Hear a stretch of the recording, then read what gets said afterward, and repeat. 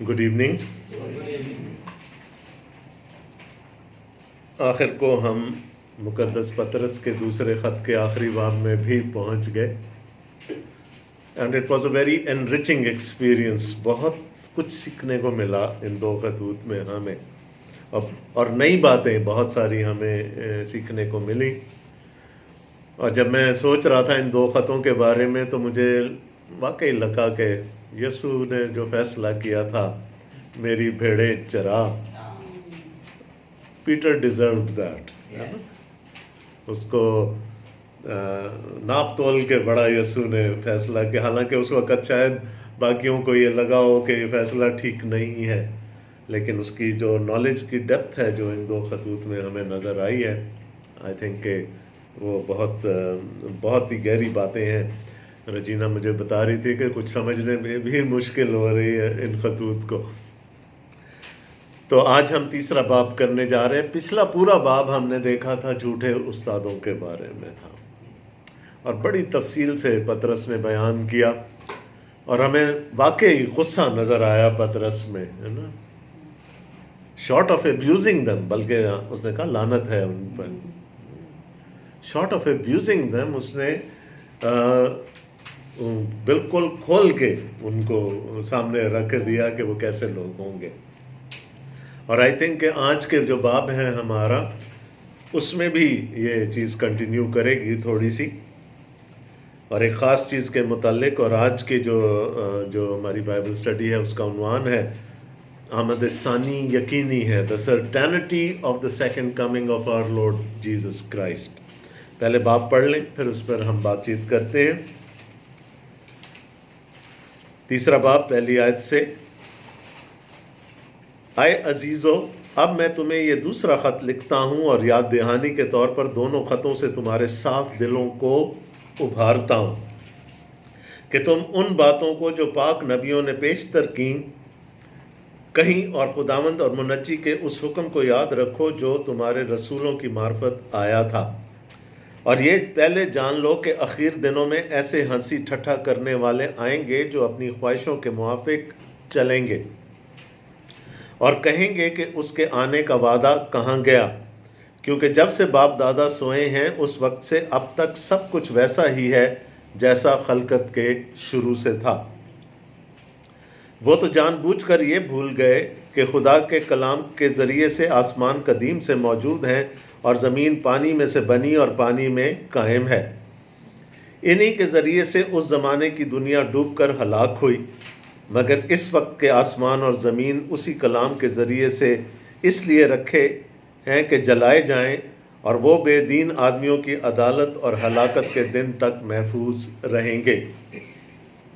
आए अजीज़ो, ये ख़ास बात तुम पर पोशीदा ना रहे कि खुदावंद के नज़दीक एक दिन 1000 बरस के बराबर है और 1000 बरस एक दिन के बराबर। खुदावंद अपने वादा में देर नहीं करता जैसी देर बाज़ लोग समझते हैं, बल्कि तुम्हारे बारे में तहम्मुल करता है, इसलिए कि किसी की हलाकत नहीं चाहता, बल्कि ये चाहता है कि सबकी तौबा तक नौबत पहुँचे। लेकिन खुदावंद का दिन चोर की तरह आ जाएगा। उस दिन आसमान बड़े शोर व गुल के साथ बर्बाद हो जाएंगे और अजराम फल्क हरारत की शिद्दत से पिघल जाएंगे और ज़मीन और उस पर के काम जल जाएंगे। जब ये सब चीज़ें इस तरह पिघलने वाली हैं तो तुम्हें पाक चाल चलन और दीनदारी में कैसा कुछ होना चाहिए, और खुदा के उस दिन के आने का कैसा कुछ मुंतज़र और मुश्ताक रहना चाहिए, जिसके बायस आसमान आग से पिघल जाएंगे और अजराम फल्क हरारत की शिद्दत से गल जाएंगे। लेकिन उसके वादा के मुआफिक हम नए आसमान और नई ज़मीन का इंतज़ार करते हैं जिनमें रास्तबाजी बसी रहेगी।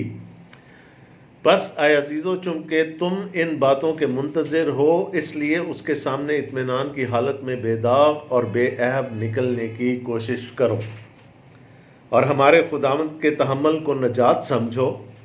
चुनाचे हमारे प्यारे भाई पौलुस ने भी उस हिकमत के मुआफिक जो उससे इनायत हुई तुम्हें यही लिखा है, और अपने सब ख़तों में इन बातों का जिक्र किया है, جن میں بعض باتیں ایسی ہیں جن کا سمجھنا مشکل ہے، اور جاہل اور بے قیام لوگ ان کے معنوں کو بھی اور صحیفوں کی طرح کھینچ تان کر اپنے لیے ہلاکت پیدا کرتے ہیں۔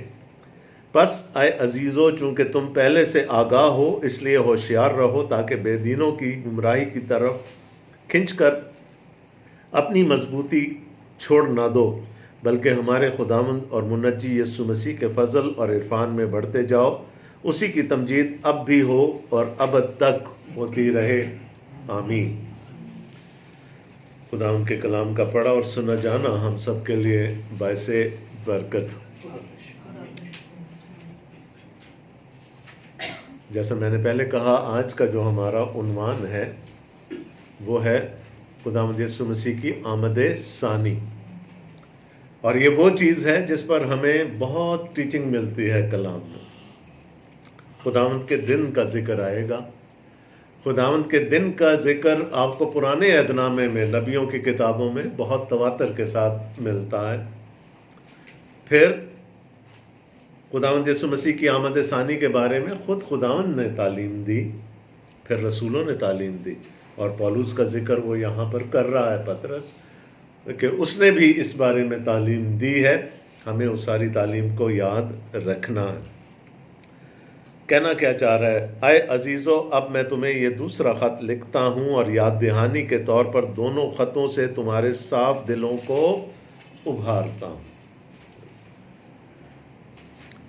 وہ پہلے ہی کہہ چکا ہے، پہلے باب کے جو سیکنڈ ہاف تھا اس میں اس نے کہا تھا کہ اب میری زندگی کا ایک ہی مقصد ہے، وہ یہ کہ تمہیں یاد دہانی کراتا رہوں، یاد دلاتا رہوں۔ وہ ساری باتیں جو خداوند سے متعلق ہیں وہ یاد دلاتا رہوں، اور یہ سب یاد دلانے سے تمہارے دلوں کو ابھارتا رہوں۔ وہی بات وہ یہاں پر کر رہا ہے کہ میں نے پہلے بھی ایک خط لکھا، یہ دوسرا خط بھی میں اسی لیے لکھ رہا ہوں۔ اس نے کہا تھا میں زندگی میں بھی تمہیں یاد دلاتا رہوں گا اور اپنی موت کے بعد بھی تمہیں یاد دلاتا رہوں گا۔ اور وہ کہہ رہا ہے یہ دو خط میں نے اسی لیے لکھے ہیں تاکہ میں تمہیں یاد دلاتا رہوں اور تمہارے دلوں کو ابھارتا رہوں۔ آج کی جو ہماری آؤٹ لائن ہے وہ تھوڑی تھوڑی لینگم کے ایک ماڈل سے بڑی ملتی جلتی ہے نا، 5 لکس ماڈل جو ہے۔ اور جب میں پہلا پوائنٹ لکھ رہا تھا پیچھے دیکھیں تو مجھے احمد یاد آ گیا، آج کل بڑا مشہور ہے نا، پیچھے تو دیکھو۔ تو پہلے بلکہ ہم دوسرے پوائنٹ سے پہلے شروع کریں گے، چوگرد دیکھیں 3 آیت سے۔ اور یہ پہلے جان لو کہ اخیر دنوں میں ایسی ہنسی ٹھٹھا کرنے والے آئیں گے جو اپنی خواہشوں کے موافق چلیں گے۔ ٹھیک ہے، اسکافرز انگریزی میں لکھا ہے، اسکافرز آئیں گے، مذاق اڑانے والے، طنز کرنے والے، ہے نا، اسکافنگ۔ تو وہ کہتا ہے ایسے ہنسی ٹھٹھا کرنے والے آئیں گے، اور کس زمانے کی بات ہو رہی ہے؟ وہ کہہ رہے ہیں اخیر زمانے میں۔ اور میں نے آپ کو بتایا تھا کہ آخر زمانہ خداوند یسوع مسیح سے، بلکہ ہم اس کو آخر زمانے کو ہم لیتے ہیں جب ہیکل تباہ ہوئی 70 عیسوی میں، جب ہیکل تباہ کی گئی خداوند یسوع مسیح کے قول کے مطابق، جب ہیکل تباہ ہوئی اس کے بعد سے خداوند یسوع مسیح کے دوسری آمد کے جو یہ درمیان کا وقفہ ہے، یہ سارا کا سارا آخر زمانہ۔ تو رسول بھی آخر زمانے میں رہ رہے تھے، اس کے بعد کلیسیائیں جو پہلے ہم سے ہو گزری ہیں وہ بھی آخر زمانے میں ہی رہ رہی تھی، ہم بھی آخر زمانے میں رہ رہے ہیں۔ اور اگر خداوند یسوع مسیح ہماری زندگیوں میں واپس نہ آئے تو ہماری بعد کی نسلیں بھی آخر زمانے میں ہی رہ رہی ہوں گی۔ تو جب بھی نئے عہد نامہ میں آخر زمانے کی بات ہوتی ہے، اینڈ ٹائمز جن کو ہم کہتے ہیں، یہ ہیکل کی تباہی سے لے کر 70 عیسوی میں اور یسوع مسیح کی دوسری آمد کے درمیان کا پورا وقفہ ہے۔ پطرس کہتا ہے اپنے چوگرد دیکھتے رہنا، بی ویئر۔ پچھلے باب میں بھی اس نے ہمیں کہا تھا be aware of these false teachers. پہلے بھی ہوتے تھے، پرانے زمانے میں بھی ہوتے تھے، جھوٹے نبی ہوتے تھے، اب جھوٹے استاد ہیں. اور وہ کہتا ہے کہ بی سرکمسپیکٹ، دیکھتے رہو اپنے ارد گرد، خبردار رہو، خبرداری کے ساتھ دیکھتے رہو. یہ لوگ ہوں گے، یہ آئیں گے. اور یہ کون لوگ ہیں؟ یہ ہنسی ٹھٹھا کرنے والے ہیں، یہ مذاق اڑانے والے ہیں، یہ ریڈیکیول کرنے والے لوگ ہیں. اور کس بات سے؟ اچھا، آئیں گے جو اپنی خواہشوں کے موافق چلیں گے. پچھلے باب میں اس نے بڑی تفصیل سے ہمیں بتا دیا کہ جھوٹا استاد شاید اپنی تعلیم سے نہیں پہچانا جائے گا، اپنے کردار سے ضرور پہچانا جائے گا، کیونکہ they would be liberal in their approach. وہ لسٹ کو، شہوت پرستی کو پروموٹ کریں گے، وہ ہر طرح کے برے کام کو پروموٹ کریں گے. تو اس نے ہمیں پہلے بتا دیا، وہ یہاں پر بھی یہی بات کر رہا ہے. وہ ریڈیکیول کریں گے، ہنسی ٹھٹھا کریں گے، اسکاف کریں گے، اور ساتھ میں ان کا کیریکٹر بھی جو ہے it would not be up to the mark, جو اپنی خواہشوں کے موافق چلیں گے اور کہیں گے کہ اس کے آنے کا وعدہ کہاں گیا، کیونکہ جب سے باپ دادا سوئے ہیں اس وقت سے اب تک سب کچھ ویسا ہی ہے جیسا خلقت کے شروع سے تھا. وہ تو کہتا تھا میں دوبارہ آؤں گا، کدھر ہے؟ ہمارے تو باپ دادا بھی مر گئے، سب کچھ ہو گیا، سارا دنیا کا کاروبار ویسے ہی چلتا چلا جا رہا ہے، وہ ابھی تک نہیں آیا، ہے نا. ریڈیکیول کریں گے، طنز کریں گے. تو جو ابھی تک نہیں آیا تو پھر آئندہ بھی کوئی امید نہیں ہے اس کے دوبارہ آنے کی. تو this is one thing that they are going to scoff about, ہے نا، کہ وہ نہیں آئے گا، وہ نہیں آئے گا. تو کیا ہے کہ یسوع کی تعلیم کو کمزور کر رہے ہیں، یسوع کی ذات کو. اور پچھلے باب میں ہمیں پطرس نے بتایا تھا کہ وہ کیا کریں گے، وہ خداوند یسوع مسیح کا مالک کا انکار کریں گے. دیکھیں 2 باب اور اس کی پہلی آیت. اور جس طرح اس امت میں جھوٹے نبی بھی تھے، اسی طرح تم میں بھی جھوٹے استاد ہوں گے جو پوشیدہ طور پر ہلاک کرنے والی بدعتیں نکالیں گے اور اس مالک کا انکار کریں گے جس نے انہیں مول لیا تھا. تو مالک کا انکار کرنے کا کیا مطلب ہے؟ کہ کوئی اس کی الوہیت کا انکار کرے گا، کوئی اس کی بشریت کا انکار کرے گا. اور یہ ساری بدعتیں اس زمانے میں آ چکی تھی. کوئی کہے گا جی وہ مرا نہیں تھا صلیب پر، آج بھی کہتے ہیں لوگ. کوئی اس کی وہ جو تھی الہی پیدائش کا انکار کرے گا، کوئی اس کی موت کا انکار کرے گا، کوئی اس کے جی اٹھنے کا انکار کرے گا، کوئی اس کے آسمان پر صعود کر جانے کا انکار کرے گا. اور یہ لوگ کیا کریں گے؟ جو جس گروپ کی وہ اب بات کر رہا ہے، وہ کیا کریں گے؟ وہ کہیں گے اس نے دوبارہ نہیں آنا. is gone forever, he is not going to return. تو پولس کیا کہہ رہا ہے؟ بی اویئر، ایسے لوگ آئیں گے جو کسی نہ کسی طور پر مسیح کی ذات کو کمتر کرنے کی کوشش کریں. ٹھیک ہے، لیکن ہمارا جو عقیدہ ہے، رسولوں کا عقیدہ یا نکایا کا عقیدہ جو ہم پڑھتے ہیں، اگر اس میں سے کسی ایک چیز کا بھی انکار ہو جاتا ہے خداوند یسوع مسیح کی ذات اقدس کے بارے میں، تو سمجھ لیں کہ آپ نے مسیح کی پرسنالٹی کو، اس کی ذات کو کسی نہ کسی طور پر کمپرومائز کر دیا. سو اچھا، اور یہ کیوں کر رہے تھے؟ یہ بدعت یا اس کو جو بھی کہہ لیں غلط تعلیم کیوں نکلی؟ یہ اس لیے نکلی کہ اس زمانے کے لوگوں کا خیال تھا کہ یسوع ہماری زندگیوں میں ہی واپس آ جائے گا، لیکن نہیں آیا. جب نہیں آیا تو تھوڑی مایوسی ہوئی. جب مایوسی ہوئی تو انہوں نے کہا جی اب کوئی امید، اب آج تک نہیں آیا تو اس کا مطلب کیا ہے کہ he will never come back again. ٹھیک ہے، اور وہ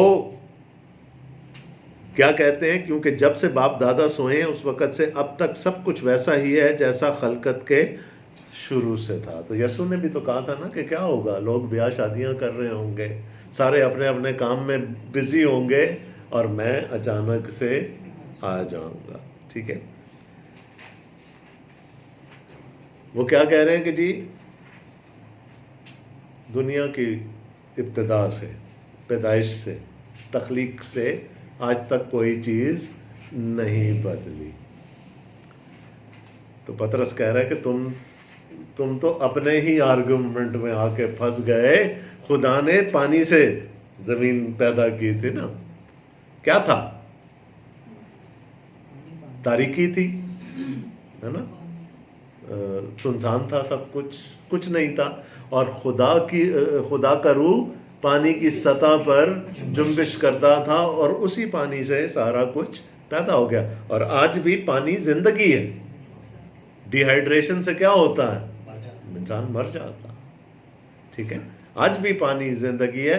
تو یہ لوگ کیا کہہ رہے تھے کہ جب سے خلقت شروع ہوئی ہے، جب سے یہ کائنات بنی ہے، تب سے لے کر آج تک کچھ نہیں ہوا ہے نا، دنیا ویسی ہی چل رہی. وہ کہتا ہے یاد کر لو، پانی سے خدا نے سب کچھ بنایا اور پھر پانی سے ہی خدا نے سارا کچھ تباہ کر دیا. سو بی کیئرفل. تو کہتا ہے یہ اپنے ہی آرگومنٹس میں پھنس جائیں گے. کہتا ہے جی خلقت کے ابتدا سے یونیفارمٹی ہے، بالکل کچھ نہیں بدلا. بدل گیا. جس پانی سے خدا نے اس ساری کائنات کو بنایا تھا، اس زمین کو پانی میں سے نکالا تھا، خشکی بنائی تھی، سب کچھ ہوا تھا، اس ساری چیزوں کو خدا نے پانی ہی سے تباہ کیا تھا. وہ تو جان بوجھ کر یہ بھی بھول گئے ہیں نا. تو جان بوجھ کر تو نہیں بھولے نا. یہ ان کے آرگومنٹ کو کمزور کرنے والی بات ہے. تو وہ کہتے ہوں کہ اس کا تو ہم ذکر ہی نہیں کرتے.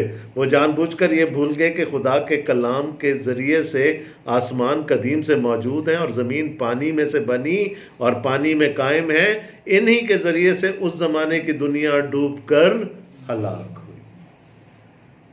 تو اٹس ناٹ دا سیم. ایک دفعہ پانی کا طوفان گزر چکا ہے. خدا ایک دفعہ ساری چیزوں کو تباہ کر چکا ہے. It's not the same. اور خدا دوسری دفعہ بھی کرے گا. اور کیوں کرے گا؟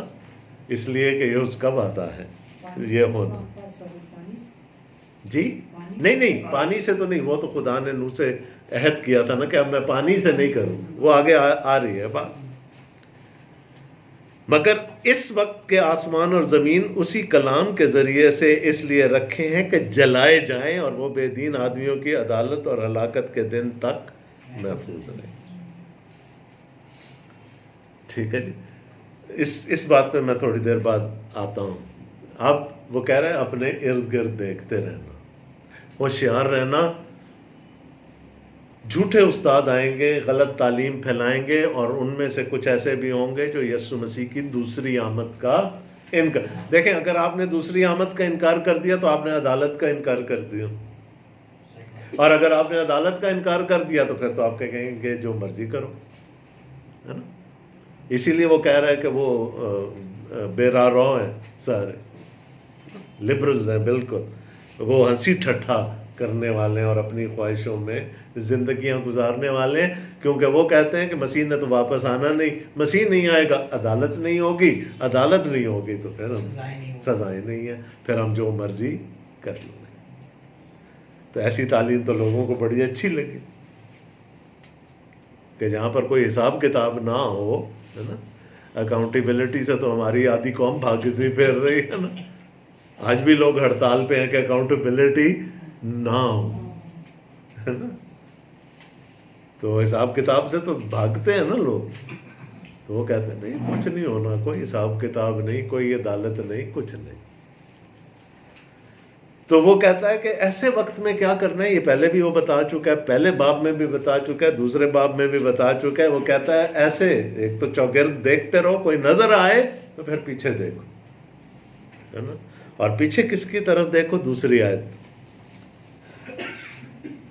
بلکہ پہلی آیت سے دوبارہ پڑھتے ہیں. اے عزیزو، اب میں تمہیں یہ دوسرا خط لکھتا ہوں اور یاد دہانی کے طور پر دونوں خطوں سے تمہارے صاف دلوں کو ابھارتا ہوں کہ تم ان باتوں کو جو پاک نبیوں نے پیشتر کہیں اور خداوند اور منجی کے اس حکم کو یاد رکھو جو تمہارے رسولوں کی معرفت آیا. What is going to save you? کیا چیز بچائے گی تمہیں؟ The knowledge of the scriptures. میں نے تیرے کلام کو اپنے دل میں چھپا لیا. اور کیوں چھپا لیا؟ تاکہ تیرے خلاف گناہ نہ کروں. کہتا پھر پیچھے دیکھو، تمہارے پاس سب کچھ ہے. کس کی طرف دیکھو؟ دو ذکر آ گیا. نبیوں کی طرف دیکھو، رسولوں کی طرف دیکھو.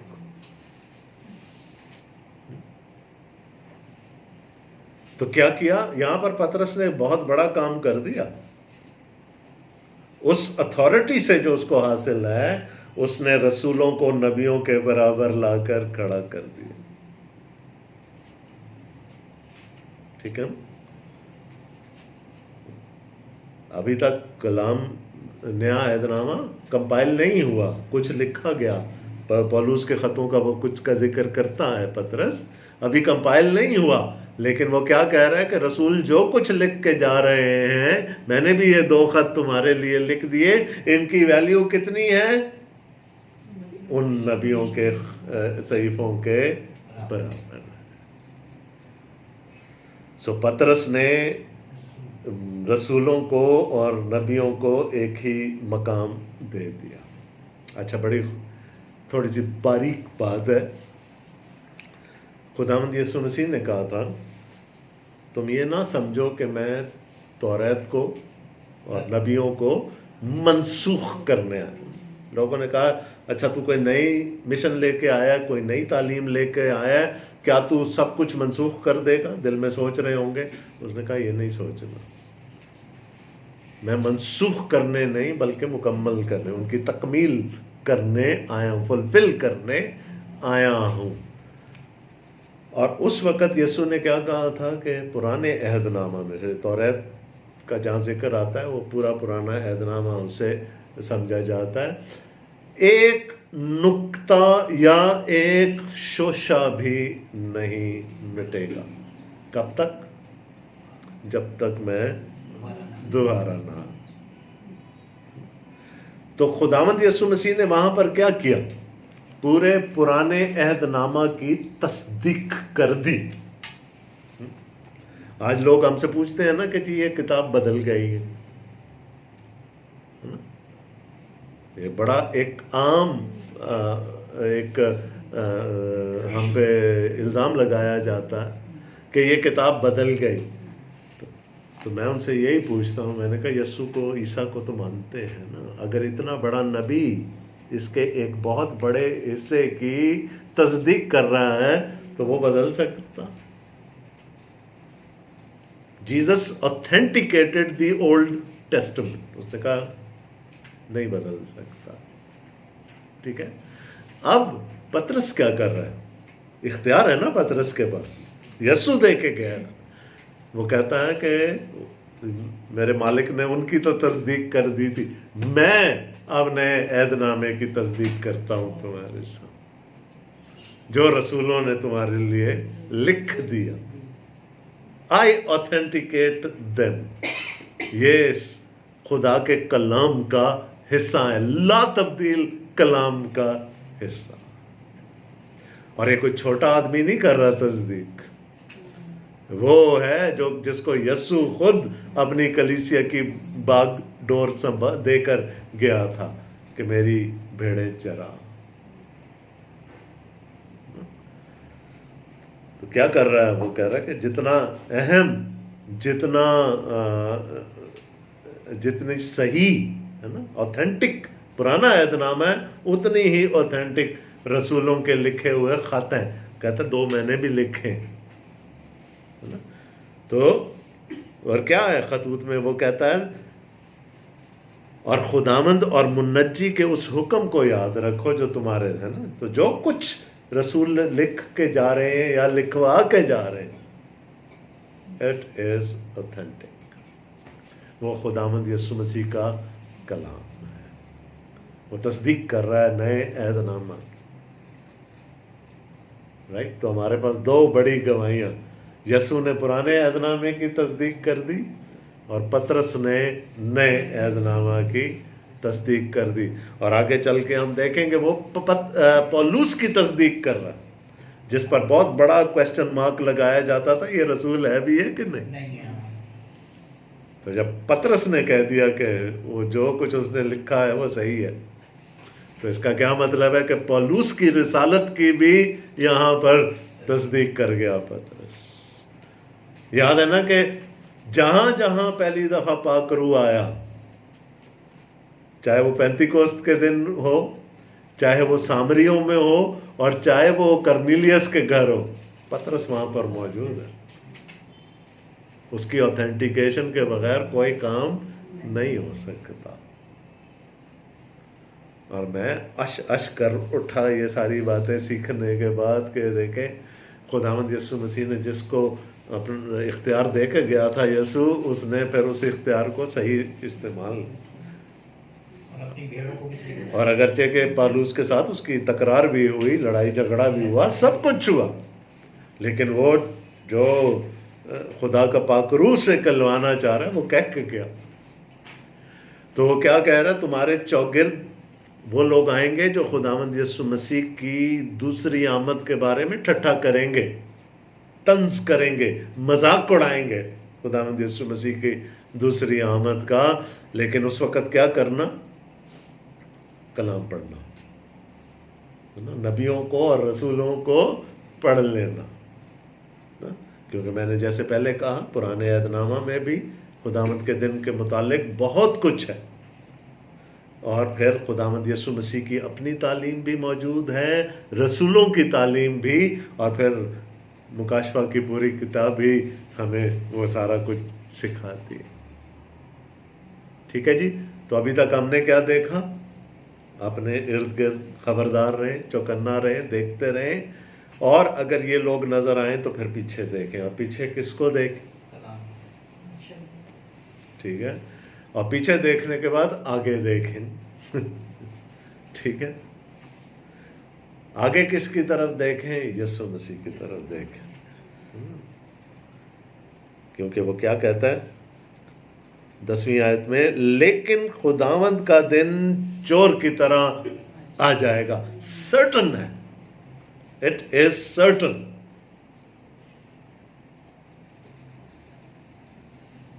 وہ تصدیق کر رہا ہے، مور لگا رہا ہے بالکل یہاں. It will happen.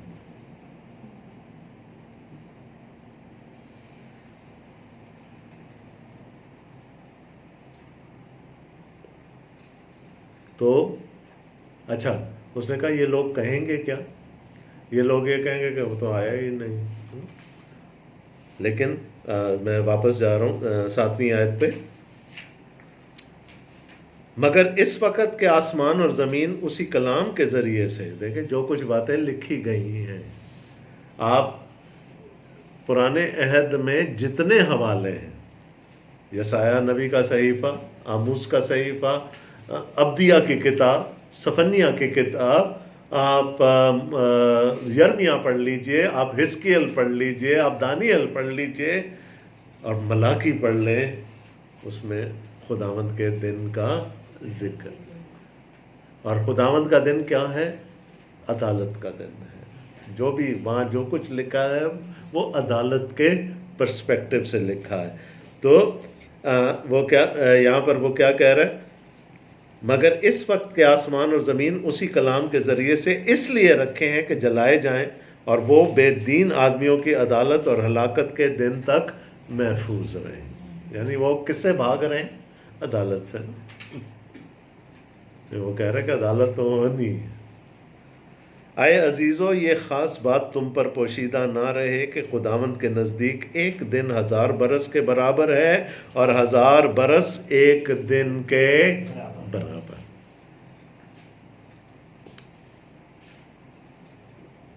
گہری بات. ٹھیک ہے. جو وقت کا خالق ہے، جس نے وقت کو بنایا ہے، کیا اس پر بھی وقت لاگو ہوتا؟ کیا خدا میری گھڑی کے مطابق چلتا، یا میرے کیلنڈر یا میرے ٹائم ٹیبل کے مطابق چلتا؟ نو. خدا وقت سے، زمان و مکان کی قید سے آزاد ہے. اگر نہ ہوتا تو ہم اس کو خدا نہ مانتے، ہے نا.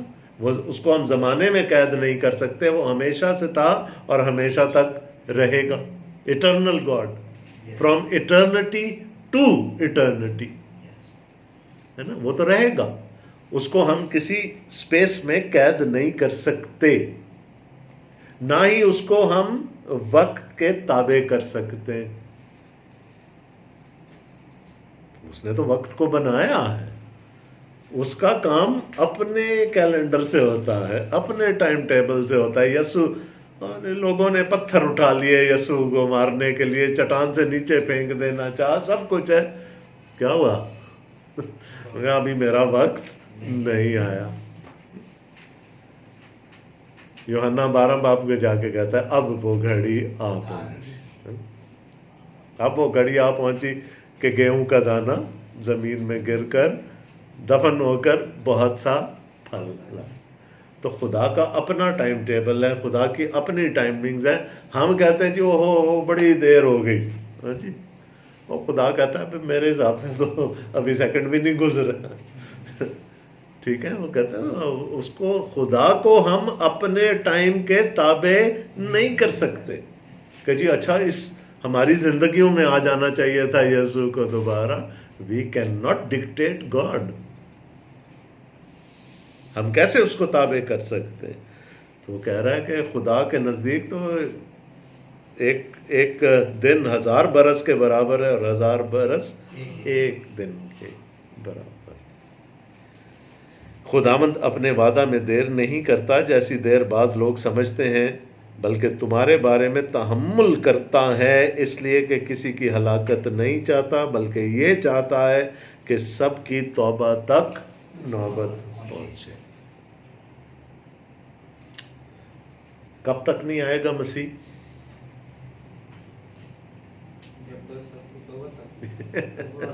سب تو نہیں آئیں گے نا. سب تو توبہ تک نوبت نہیں پہنچے گی. سب تو نہیں بچائے جائیں گے. ٹھیک ہے، وہ بھی صحیح ہے. اور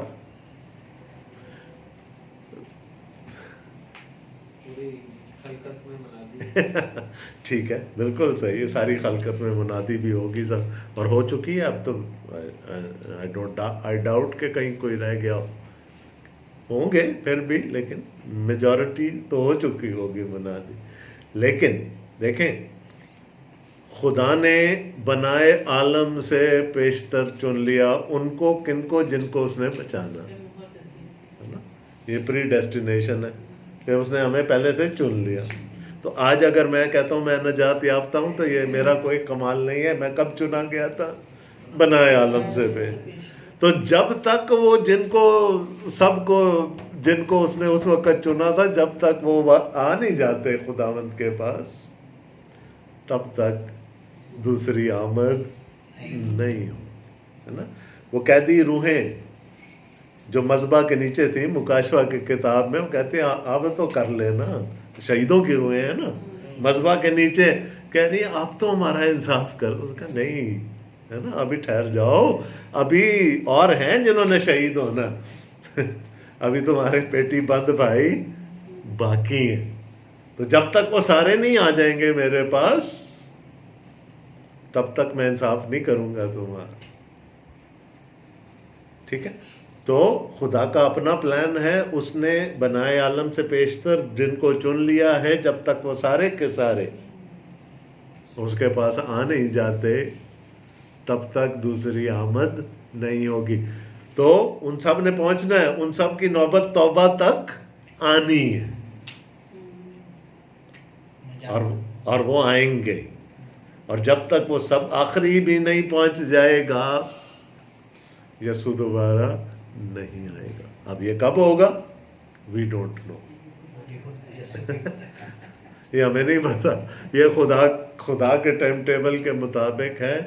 और यसु ने भी कहा था इधर नहीं देखना मेरी तरफ, जब आसमान पे जा रहा था ना, उसने कहा नो ये डायरेक्शन नहीं है तुम्हारी, इधर नहीं देखना तुमने, जाओ यरूशलेम में जाओ, गलील में जाओ, यहूदिया सामरिया दुनिया की तुम्हारी डायरेक्शन ये वाली है, ये वाली नहीं कि ये नहीं कि बस बैठ के इंतज़ार करते रहो कि मसीह कब आएगा और आज आया कि कल आया, ये नहीं। उसने कहा ये नहीं करना, तुम्हारा काम क्या है, जाना है, गवाही देनी है, लोगों को शागिर्द बनाना है, बाप बेटे रूल कुछ के नाम में बपतिस्मा, तुम अपना काम करो, उसने जब आना होगा आ जाएगा। तो क्या ये बात हो कि वो आखिरी बंदा बपतिस्मा ही ले रहा हो और यीशु आ जाए। तो जिस काम पे हमें लगाया वो तो हमने करना है। तो लेकिन वो क्या कह रहा है, तहम्मुल करता है, तहम्मुल करता है ना। कितना तहम्मुल करता है खुदा, कितना तहम्मुल करता है खुदा। मैंने एक मिसाल दी थी आपको कुछ अर्सा पहले किसी भी लेसन। देखें, उसने इरादा कर लिया था दुनिया को तबाह करने का, कितने साल बाद दुनिया को तबाह किया, इरादा कर चुका था, या मैंने कर देना 120 साल। ठीक है, फिर भी वो रुका रहा। वो तहम्मुल करने वाला खुदा, वो तहम्मुल करता, तो वो रुका हुआ। और यहाँ अंग्रेजी का जो एक लफ्ज़ है लॉन्ग सफरिंग, तहम्मुल का जिक्र नहीं है वहाँ, लॉन्ग सफरिंग। वो कहते हैं वो जिसको कहते हैं मैं गुस्सा ढक के बैठा रहा। ही सफरिंग,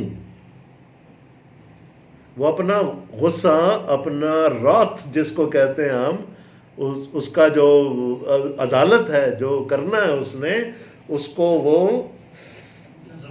है ना, उसने भरी है ना, मलूल हुआ वो।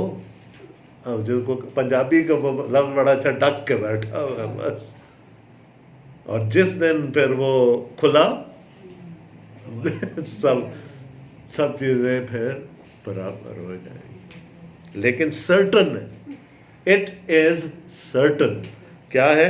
लेकिन खुदावंद का दिन चोर की तरह आ जाएगा। उस दिन आसमान बड़े शोर व गुल के साथ बर्बाद हो जाएंगे और अजराम फल्क हरारत की शिद्दत से पिघल जाएंगे और ज़मीन और उस पर के काम जल जाएंगे। ठीक है जी।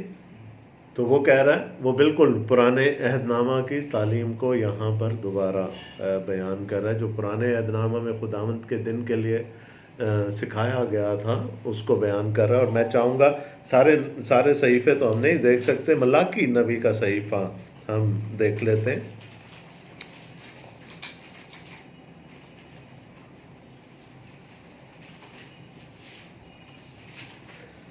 मलाकी 3 बाब और उसकी दूसरी आयत, मलकाय।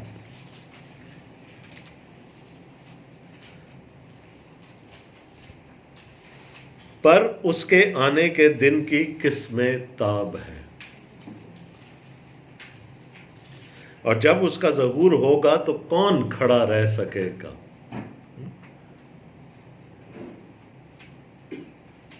तो पतरस क्या कहना चाह रहे हैं उनको जो ठट्ठा कर रहे हैं, खड़े नहीं रह सकोगे फिर। पर उसके आने के दिन की किस्में ताब है, और जब उसका ज़हूर होगा तो कौन खड़ा रह सकेगा, क्योंकि वो सुनार की आग और धोबी के साबुन की मानंद है। और ये दोनों चीज़ें पाक करती हैं, साफ करती हैं। तो ये सारी गंदगी को साफ कर देखें, धोबी का साबुन भी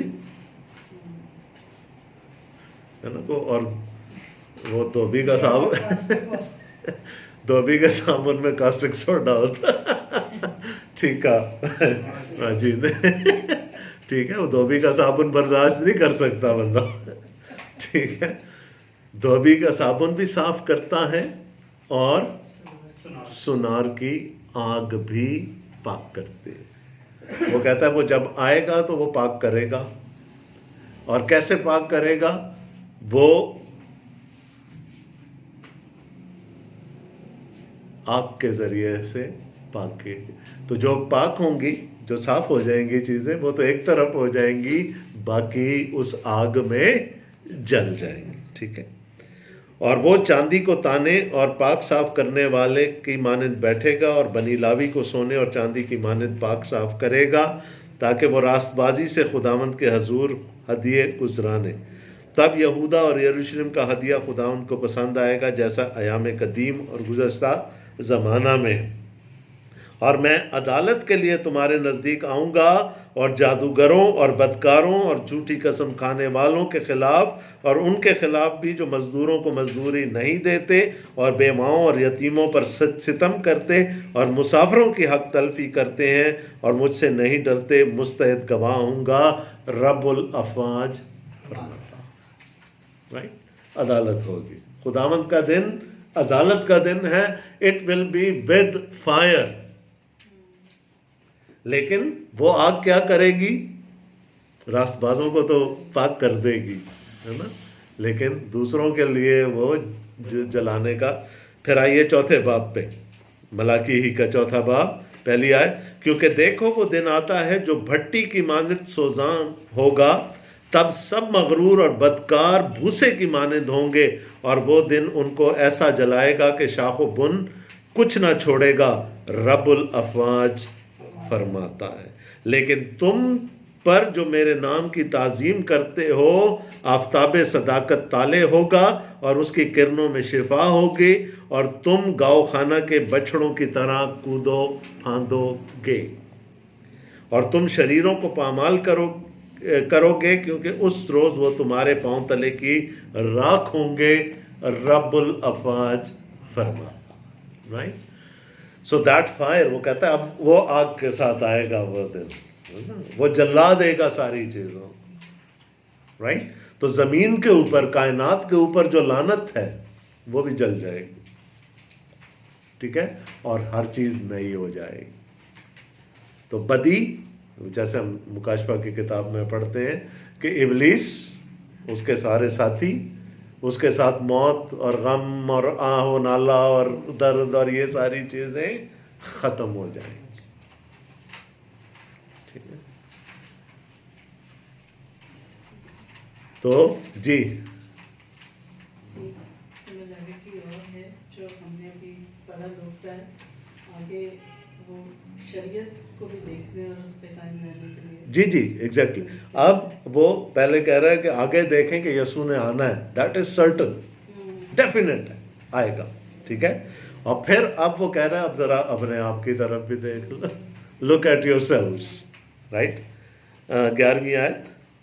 जब ये सब चीजें इस तरह पिघलने वाली हैं, तो तुम्हें पाक चाल चलन और दीनदारी में कैसा कुछ होना चाहिए। जब पता है कि सब कुछ जल जाएगा उस आग में, तो फिर तुम्हें कैसा होना चाहिए, ये जिंदगी कैसी गुजारनी चाहिए। ये एप्लीकेशन है, अब इसकी पूरे खत की एप्लीकेशन है, इतलाक है ना। तो वो देखिए इसका कैसा कुछ होना चाहिए, आगे क्वेश्चन मार्क नहीं है, स्टेटमेंट है।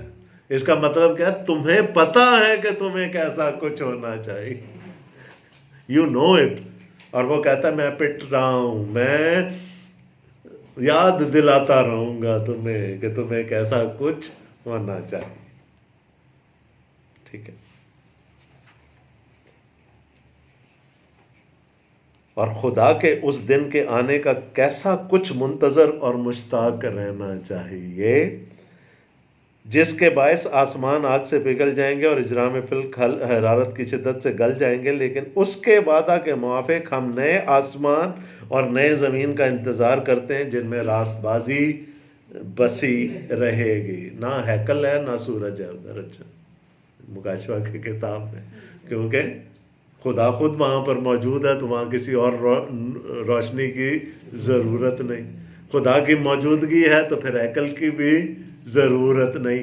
سمندر نہیں ہے کیونکہ وہ سمندر بدی کی علامت ہے، کسی قسم کی کوئی بدی وہاں پر نہیں ہوگی. تو وہ کہہ رہا ہے کہ اس چیز کو ذہن میں رکھتے ہوئے آج اپنے اوپر غور کرو کہ یہ زندگی کیسے گزارنی ہے. اور وہ کہتا ہے you know it, you know it. ٹھیک ہے. بس اے عزیزوز ہے، بس کا مطلب کیا ہے کہ اب نتیجہ ہے نا پوری بات. بس اے عزیزو چونکہ تم ان باتوں کے منتظر ہو، اس لیے اس کے سامنے اطمینان کی حالت میں بے داغ اور بے عیب نکلنے کی کوشش کرو. جھوٹے استادوں کے بارے میں اس نے پچھلے باب میں کہا تھا وہ داغ ہیں اور عیب ہیں. اس نے یہ بھی نہیں کہا تھا کہ ان میں داغ ہے یا عیب ہے. ان کا وہ مجسم عیب ہیں، وہ مجسم داغ ہیں. لیکن وہ اب کیا کہہ رہا ہے، جو ایماندار ہیں ان کو کیسے رہنا ہے؟ بے عیب اور بے داغ نکلنے کی کوشش ہے نا. پہلے باب میں اس نے کہتے ہیں کمال کوشش کر کے اپنے ایمان پر نیکی اور نیکی پر پرہیزگاری اور پرہیزگاری پر معرفت اور وہ ساری چیزیں چلتی چلتی محبت. تو وہ کہہ رہا ہے اب بھی کوشش کر کے نا بے عیب نکلنے کی کوشش کرو اور ہمارے خداوند کے تحمل کو نجات سمجھو. چنانچہ ہمارے پیارے بھائی پولوس نے بھی اس حکمت کے موافق جو اسے عنایت ہوئی تمہیں یہی لکھا. تسلنیکیوں کے خط میں اگر آپ پہلا تسلنیکیوں پڑھیں گے خداوند کی آمد ثانی کے بارے میں وہ بڑی اچھی تعلیم دیتا ہے. کرنتھس کی کلیسیا کو بھی آمد ثانی کے بارے میں وہ تعلیم دیتا ہے. کتنی بڑی بات ہے یہاں پر ہے نا. پولوس کی رسالت خطرے میں ہے، نہیں مانتا کوئی. یعنی اس وقت کیا تھا؟ مقابلہ تھا. انطاکیہ کے رسول ایک طرف اور یروشلم کے رسول ایک طرف. وہ تو پولوس ہمت کر کے گیا 2 دفعہ روم گیا اور ملا سب سے. اور وہ جو کاؤنسل ہوئی تھی، یروشلم کی کاؤنسل ہوئی تھی، اس میں بھی وہ گیا. لیکن تھا فرکشن تھی. یہ کیسے اپنے آپ کو رسول کہتا ہے؟ یہ تو ہمارے ساتھ رہا ہی نہیں، یسوع کے ساتھ رہا ہی نہیں. لیکن کون آ رہا ہے اس کی مدد کرنے، اوتھینٹیکیٹ کرنے اس کی منسٹری کو؟ پطرس. اس اختیار سے جو خداوند اس کو دے کے گئے. تو اگر اب پولوس کی تعلیم کے بارے میں کوئی بھی، بہت ساری بدعتیں ہیں، خاص کر یہ جو وہ پرانے عہد نامہ کی عیدیں مناتے ہیں نا، وہ کہتے ہیں جی پولوس نہیں، اس کی تعلیم ہم نہیں مانتے. ویسے کیا وہ ہمارے لیے تو عیدیں ضروری نہیں ہے؟ وہ ایک اور ڈیبیٹ ہے، اس پہ ہم بات کرتے ہیں. پہلے میں اس کو ختم کر لوں. اچھا جی، بے عیب اور بے داغ نکلنے کی کوشش کرو اور ہمارے خداوند کے تحمل کو، میں نے کیا کہا، یہ تحمل کیا ہے اصل میں؟ ضبط کر کے بیٹھا ہوا ہے. وہ اپنے آپ کو بالکل رائٹ. پیدائش 6 باب میں لکھا ہے نا کہ وہ انسان کو بنانے سے ملول ہوا. اور ملول ہوئے کا مطلب کیا ہے؟ اس نے آہ کھینچی. وہ ریلیز کرنا چاہتا ہے اپنا غصہ، لیکن اپنے آپ کو ریسٹرین کر کے بیٹھا. یسوع نے لازر کی قبر پہ یہی کیا. ہی سنوٹڈ ہے نا. اس نے دیکھا کہ گناہ خاندانوں کو تباہ کر رہا ہے، انسانوں کو موت تک لے کر جا رہا ہے. اس نے غصہ تھا اور he could have let loose, لیکن نہیں. وہ ریسٹرینٹ جو ہے نا خدا میں جو قدرت ہے نا اپنے آپ کو قابو میں رکھنے کی، اس کی کوئی حد نہیں. یہ ہے اس کا تحمل. چنانچہ ہمارے بھائی پولوس نے بھی اس حکمت کے موافق جو اس سے عنایت ہوئی تمہیں یہی لکھا ہے، اور اپنے سب خطوں میں ان باتوں کا ذکر کیا ہے جن میں بعض باتیں ایسی ہیں جن کا سمجھنا مشکل ہے، اور جاہل اور بے قیام لوگ ان کے معنوں کو بھی اور صحیفوں کی طرح کھینچ تان کر اپنے لیے ہلاکت پیدا کرتے ہیں.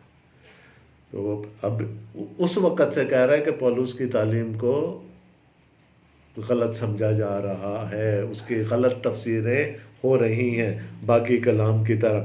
بس اے عزیزو، چونکہ تم پہلے سے آگاہ ہو اس لیے ہوشیار رہو تاکہ بے دینوں کی گمراہی کی طرف کھنچ کر اپنی مضبوطی کو چھوڑ نہ دو۔ ٹھیک ہے جی، خبردار ہے نا۔ اپنی پالوس کیا کہتا تیموتھیوس کو؟ اپنی اور اپنی تعلیم کی خبرداری کر، ہے نا، بی آن یور گارڈ۔ بلکہ ہمارے خداوند اور منجی یسوع مسیح کے فضل اور عرفان میں بڑھتے جاؤ، اسی کی تمجید اب بھی ہو اور ابد تک ہوتے رہے۔ تو ہوں گے غلط تعلیمیں دلانے والے جھوٹے استاد، ہوں گے، ہر دور میں ہوں گے۔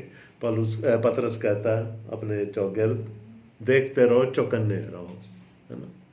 وہ یسوع مسیح کی دوسری آمد کو بھی چیلنج کر دیں گے، لیکن کیا کرنا ہے؟ پیچھے دیکھنا ہے، کلام میں کیا لکھا۔ ہم نے وہ دیکھنا ہے جو رسولوں نے اور نبیوں نے ہم تک پہنچایا، وہ کیا، اور پھر ہم نے یسوع مسیح کی طرف دیکھنا ہے، اس کی دوسری آمد کی طرف دیکھنا ہے، which is certain، یقینی ہے، اس سے انکار نہیں کیا جاتا۔ اور آخر میں وہ کیا کہتا ہے پھر؟ یہ ساری چیزیں تو اپنی جگہ، اب تمہیں کیا کرنا؟ وہ کہتا تمہیں پتہ ہے کہ کیا کرنا ہے، بے عیب اور بے داغ رہنے کی۔ یعنی بے عیب اور بے داغ رہنے سے کیا مطلب ہے؟ غلط تعلیم کو اپنے قریب نہ پھٹکنے دینا، غلط تفسیروں کو اپنے قریب نہ پھٹکنے دینا۔ کہا اس دن جو وہ دھوبی کا صابن اور سنار کی آگ جو ہے نا، وہ پھر جب پاک کرے گی، صاف کرے گی، تو ایماندار تو صاف ہو جائیں گے، پاک ہو جائیں گے، لیکن جو بے ایمان ہیں ان کے لیے پھر وہ ہلاکت کا سبب بنے گی۔ تو خدا ہم آپ سب کو بڑی برکت دے۔